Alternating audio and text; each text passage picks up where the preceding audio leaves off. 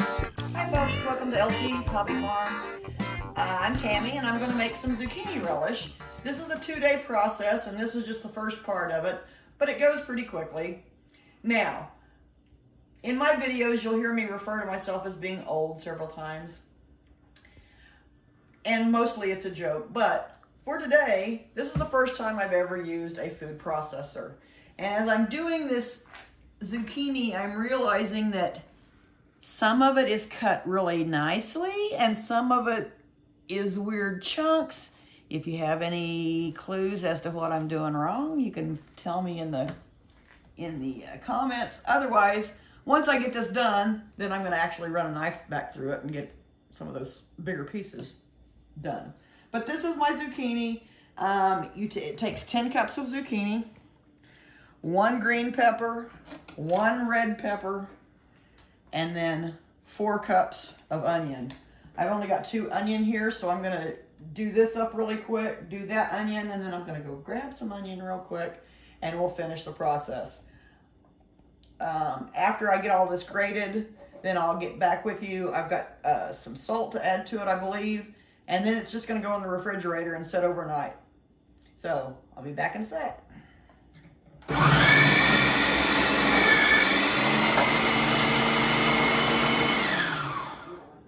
Okay folks, I'm back. I've gone to the grocery store. I've gotten more onions. I've grated those and they're in the pot. And now all you do is you add 5 tablespoons of salt. Again, it's basically to make the vegetables crisp up, get even more moisture out of them. And when we're all done, we're going to rinse all of this off, so don't freak out too much. Okay. Now, that's fine salt. If you're using coarse salt, and I don't normally know this, I just happened to look it up because I thought that was all I had. If you're using coarse salt, for every tablespoon of fine salt to coarse salt, you add another 3/4 of a teaspoon. So if you were using coarse salt, that would be 5,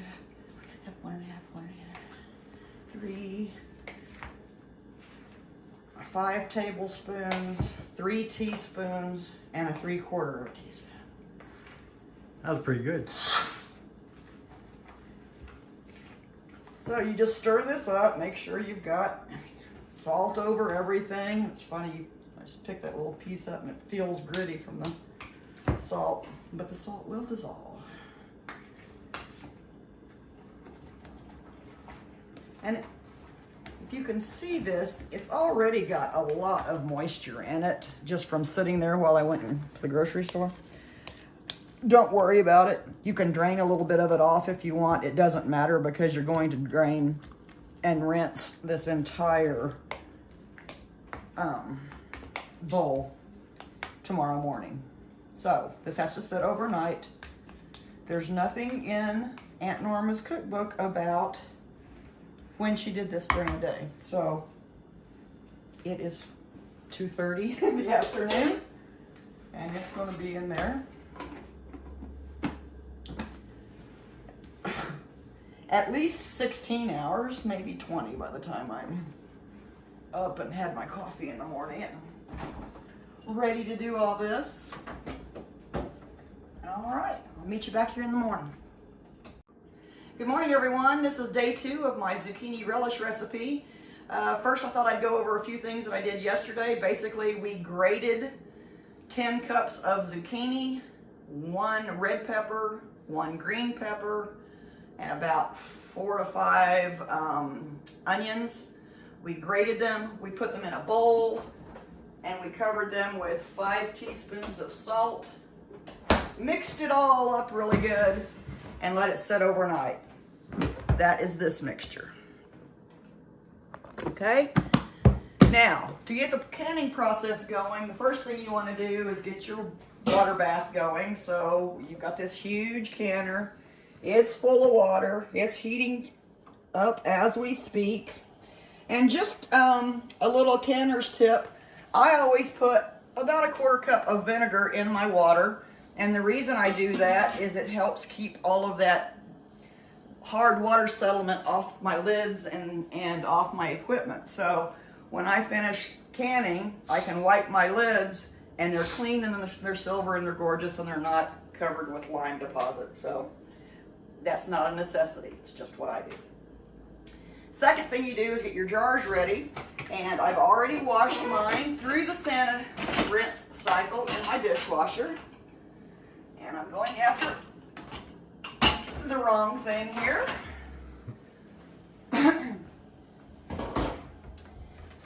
We take those jars out of the dishwasher and put them on a sheet tray. Up, open side up, although I'm not sure that really matters, but these are hot and sterilized, but I'm an old cook, so I have asbestos fingers. All right, that's all my jars, and this is actually probably more jars than I need. But most canners will tell you it's better to get to the end of your recipe and have more sterilized jars than you need than less. So these will go in a 250-degree oven. And it will take me at least probably 20 minutes or so to get everything done and ready to go. So while I'm getting everything ready, they're getting completely sterilized and they're hot and ready to go when I'm ready to go. The important thing about them being hot at the time is because we're going to put a really hot liquid into them. And so you don't want them to be cold, they need to be hot and ready to go. So the first thing at this point then is to rinse all of this. And because it is such a large amount and it's grated so it's fine, I will do this in little batches so that I can get it rinsed and drained really well. So just grab some of it. Now, if my hands weren't clean, I would be using a utensil, but they're fine. So, and then basically you just rinse and you let it drain, and then you rinse and you let it drain, because you want that salt to be gone. Now, again, there's 5 teaspoons of salt in here for that much ingredients, and it's being rinsed off. So the salt is basically to get out a little extra fluid from your vegetables, but that is your main preservative, is that salt. Now luckily, you know, we're rinsing most of it off, so your relish is not going to taste salty or anything like that. But between the canning process and the salt, it's going to stay good for quite a while. Now you can see how long this is taking just to do this very little bit. So I'm going to keep doing this, and then we will come right back and I'll show you how to put everything together. Alrighty, I've got all my zucchini and vegetables rinsed and drained. And once you do that, you'll realize there's still a lot of moisture in these, even though you've drained them. So dish towels aren't only for dishes. You can also use cheesecloth, but you basically just put it in there and wring it and try to get all or as much of that extra moisture out as you can. And it doesn't have to be perfect, but once it gets to the point where it's just dripping, then it's good enough.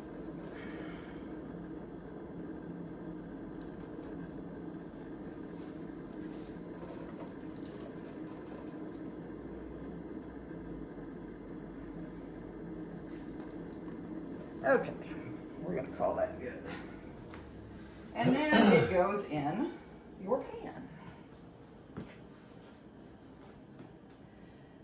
And obviously I want all that zucchini, or at least as much as possible, in the pot. Okay, we'll wash that in a little bit. Now you've got this ball that looks really weird.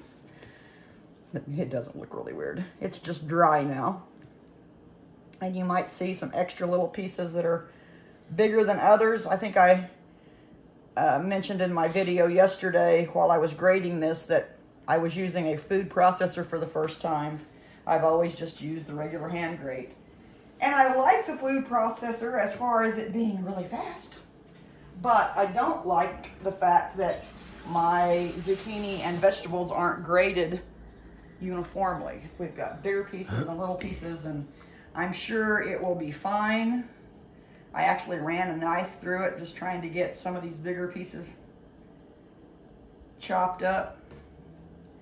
And I know it'll be fine. However, the next time I do this, I will probably go back to using either my mandolin with a grater attachment or just my regular grater. So anyway, this is ready for the stove now. We've got our zucchini, our peppers, onions, 5 cups of sugar. Seems to be like the universal thing for jams and jellies. 5 or 6 cups of sugar. But because this is a relish and it's not going to have all of the brine as the pickle jars did, it only calls for 2.5 cups of vinegar.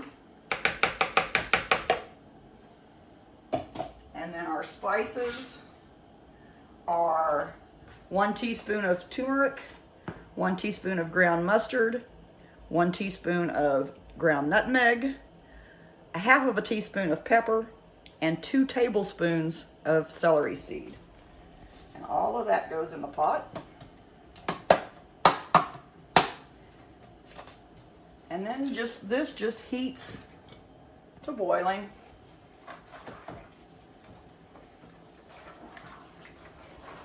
It'll take a few minutes for it to dissolve all that sugar. And then you boil it for 10 minutes and then can it. Now the only thing different about this recipe than what is in my book is the recipe in the book calls for you to add 4 tablespoons of cornstarch and then can it. However, being a child of the internet age, in doing some research, I found lots of places where it said, do not add cornstarch when you're canning. And the reason for it is because apparently a lot of people, I don't know if they didn't dissolve it correctly or what, but the articles on the internet say that the cornstarch can cake, and when it cakes, then that can give a spot for bacteria to grow within your canned produce or whatever you're canning. So most of the people that talked about their recipes having cornstarch in them just left it out. Now I believe when I did this the last time, I added the cornstarch. I did my cornstarch with about 2 tablespoons of water in a slurry like most people do. So obviously it wasn't caked up or anything, and it came out fine. This time I'm going to leave it out just to see what the difference is. Now most everyone said it was plenty thick without the cornstarch. And as I'm looking at this, I'm thinking, well, I don't know that this actual batch is going to be thick enough without the cornstarch. We'll play it by ear. We'll see how it goes once it gets cooked down and ready to go. So this is just going to take a few minutes, and as soon as it's hot and ready to go, I'll show you how to fill up the jars. Yep. All right, it's been 15 minutes. Lanny, if you want to come over here and poke your head in the pot, this is what it basically looks like. Like way in the pot? Well, depends. So it's hot, it's ready to go. My water's almost boiling. So I think by the time I get these jars filled up, they'll be ready to put into the water. Find another eating pad here. Okay, jars come out. And I can already tell you I've got way too many jars, but that's okay. Of course, watch me fill every one of them now that I said that. Now, in your little handy dandy canning kit, you'll get a little funnel. It's got a wide rim so that it fits inside that. The reason for this is just that it helps keep some of that stuff off the jar lid. If you don't have a funnel, you don't have to use it. It just means you have to make sure that you get those lids or those rims cleaned well. I use my little cup here, and it just goes right in. Try not to fill them too full. You want them about 1/4 of an inch. That's probably just a touch too full. So you have to grab a spoonful of it out and put it in the other one. All right. Don't put quite so much in my cup. Maybe I can do that better. A little bit more. And all of this, you get used to. The more you can, the more you know exactly how far that goes into the cup and how much you can put in without always having to pull it back out and look and all that good stuff. Keep going. I'll add some more in a minute if I need to. Kind of looks like there's ridges on those jars, and you're kind of going to maybe that first one, the first ridge from the bottom. I think the ridges that you're talking about are where the cap screws in. Right. Yeah. But yes, that's about right. Okay. Oops. Ah, it smells so good from here. You can tell just by looking at that one that there's too much in there.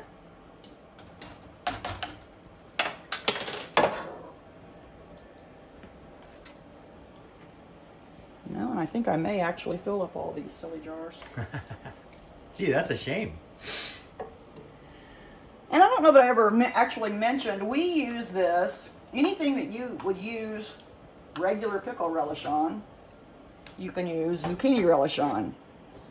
Now the zucchini relish, because of the turmeric and the dried mustard, basically if you saw my bread and butter pickle recipe, then you know that those are mostly some of the same spices that are in the bread and butter pickles, minus the cloves aren't in here. Otherwise, it's pretty much the same. So this kind of has a bread and butter flavor to it. Mm-hmm. We happen to love bread and butter pickles. So some people do, some people don't. If you don't like bread and butter pickles, then I would stick with a regular sweet relish recipe. You can still substitute the zucchini for the cucumber, but it won't have that bread and butter flavor. So as you can see, I've got a couple of these, a little too full, and that's okay. Where's my spoon? Here's my spoon. Take a little bit out of this one and put it in that one. And a little out of this one and put it in that one. Maybe a little bit more. In that one. It's not an exact science, folks, but you want it to be as close as possible. I think those look pretty good. Okay. Now, excuse me. I'm going to get my paper towel, clean off all these lids, and get my bands. I'll be right back. Alrighty. Now, I've just got a hot paper towel. A wet paper towel with hot water. Sorry about that. And I'm basically just cleaning off this rim. If there's any of that brine that's dripped on there or whatever, it needs to be a really clean rim for the lids to actually make a seal. And it's not a hard thing to do. You just wipe them off.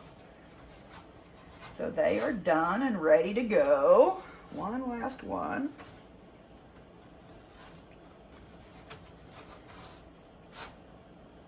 All right. And then you do your lids. Now, if you notice, when I do my lids, I basically put them these sides together. And that way, for some reason, they come out of there easier. They don't all stick on. Put all your lids on. What's the bit with the water? The water is hot, hot water. I usually go ahead and put some on to boil and then pour the boiling water over them into a bowl. But you don't really want these in boiling, actively boiling water. Oops. And I have one chive. So what I'm going to do on this one is I have really, really, really hot water coming out of my tap. And so I'm just going to use that. And what it does, the hot water basically just softens the rubber on the lid, which helps it seal.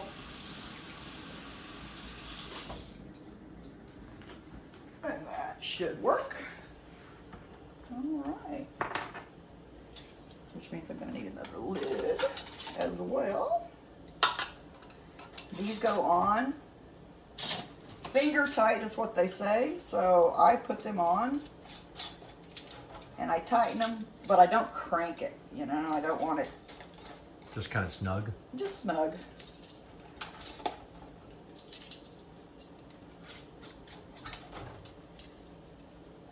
And once I have all of these on, then they'll go in my hot water.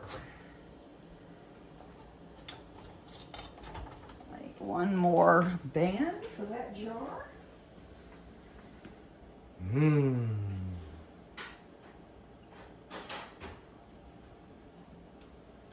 Here we go. Now obviously, y'all have seen me do this a couple of times now. I almost always have to stop and do something else. Stop and get something I've forgotten or whatever. It's not a big deal. My water's boiling. All of these can go in. And we're going to see if we can do it the right way today. Yesterday, when I was pulling them out, I actually dumped a few of them. It's not a big deal, but I tried not to dump them today. So basically, if you just put these in across from each other, where they are,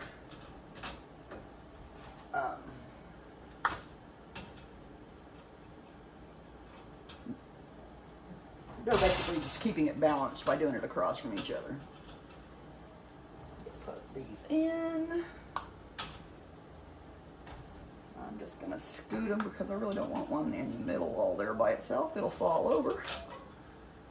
So I'll just scoot these a little bit closer together. You don't necessarily want them touching, but you can see there's plenty of room in here. Separate them out just a little bit. It's already so hot I can't actually touch them. Just separate them just a hair. Not a big deal. All right. These go in. You just put them in the water. Let the water come back to a boil. Only take a couple of minutes. Once it comes back to a boil, then we'll want to turn it down so that it's more at a simmer, not at a hard boil. And it will simmer for 5 minutes. Doesn't take very long. Once that's done, we'll get back and I'll come back and talk to you and show you how to get them out. All right, my timer's gone off.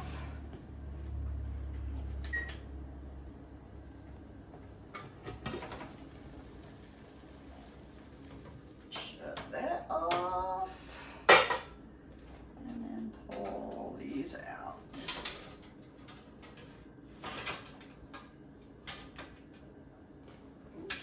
Yesterday when I did this, I didn't get this side on really well, and as I was taking them out, I dumped them. But they came out fine, so no problem. Now my recipe book basically tells me to let these sit for about 5 minutes. It's one of those things that I've never done. I'm not really sure what the purpose of it is. So I just go ahead and take them out and let them cool. Take them out and you set them over here on a rack. You put them on a rack so that the cool air can go on top and on bottom. I just use a baking rack and I put it on top of my cutting board, but I also put a tea towel on top of it because I've noticed as things tend to cool, this mixture inside, hear the ping? That means it's sealed. As these things boil inside and as they're sealing, sometimes some of that juice will leak out. I'm gonna go to this side so I can get them pinging.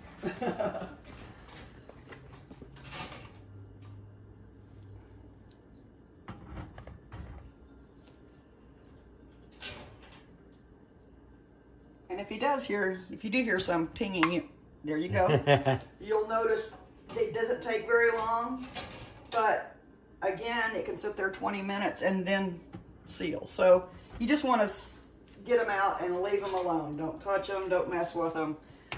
And then they say 24 hours. I don't think I've ever actually let mine sit that long. Probably 12 though. Once they're good and cool, then I'll pick them up and test them. You can see, I can find my little light up here. Sometimes it works and sometimes it doesn't. That one pinged really good. It's not going to work today. There we go. You can see, for example, this one has a dimple on it. It looks like it's kind of puffed up. That one is not sealed yet. This one next to it, it doesn't really look concave, but it's sealed. There's nothing going on. If it's not sealed, it will flex. But once they've sealed, they don't go anywhere. So we've already got most of them sealed. This one isn't sealed yet. That one just did. So we've only got about 3 that haven't sealed yet. More than likely they will, and there won't be any problem. The one thing I didn't mention in my canning video about the bread and butter pickles is once these are all cooled, then you take off this band and wipe them down again, because as I said a few minutes ago, some of this liquid will have leaked out and it gets sticky and the lids will stick. So it's best just to go ahead and take them off, rinse them off, and then when you open your jar, then you'll need the band to be able to put it back in the refrigerator if you're not finished using it or whatever. But while they're sitting in your cabinet, this lid that's sealed down is all that you need. It's just like a canned vegetable or whatever. But so far so good. I hope you guys have enjoyed this video. If you do, please like our page. Subscribe if you like. Again, this is LT Hobby Farm. I'm Tammy. I'm the wife of LT. And I hope you enjoy.